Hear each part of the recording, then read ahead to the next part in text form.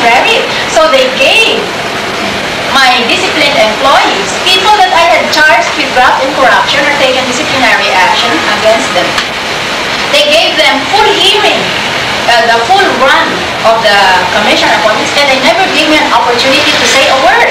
Whenever my lawyer raised his hand, he was always told to shut up.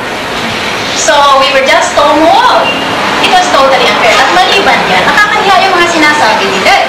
Unang-una, sinabi nila, dahil napakahaba daw ng biodata ko, it indicated that insanity runs in my family. So I told them, and tinanong pa ako, have you ever been confined a mental institution? So I told the truth, I said, no, never. And yet, gusto nila isabihin na nila nanay ko from Iloilo City. Namputi na po, hindi nakikialam sa aming ginagawa sa gobyerno, kailanman magsiminsan. Gusto daw nila isabihin para just to prove that there might be a biological or genetic defect. Pero klase yun, it was just totally unreasonable. It was something straight out of Franz Kafka. It was a nightmare.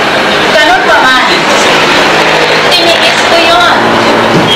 Just so that I could undertake this mission that the President assigned to me without my application and even without my approval. She gave me a mission, so I said, if it becomes necessary that I should go through this, then I will for the sake of the public service.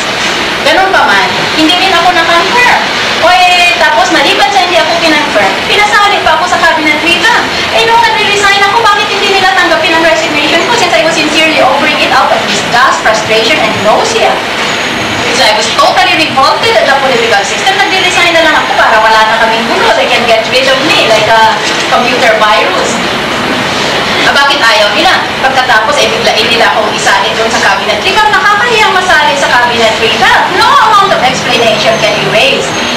The doubt that immediately jumps into the public mind if you are part of a revamp, isn't that? So, UP pa naman din ako. What will I say to my UP students since I'm a professor in the law school?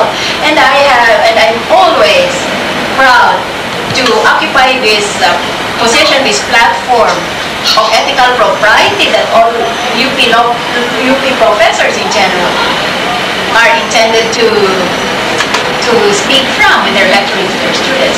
So, in other words, I feel challenged by the humiliating impact of approval process to which I have been subjected. So, it might be an act of masochism to enter politics, but if that is what it takes to prove the point that the Filipino people cannot be forever oppressed by traditional politics, that we are capable of effecting a turnaround in this culture of corruption, if it takes that, then I would choose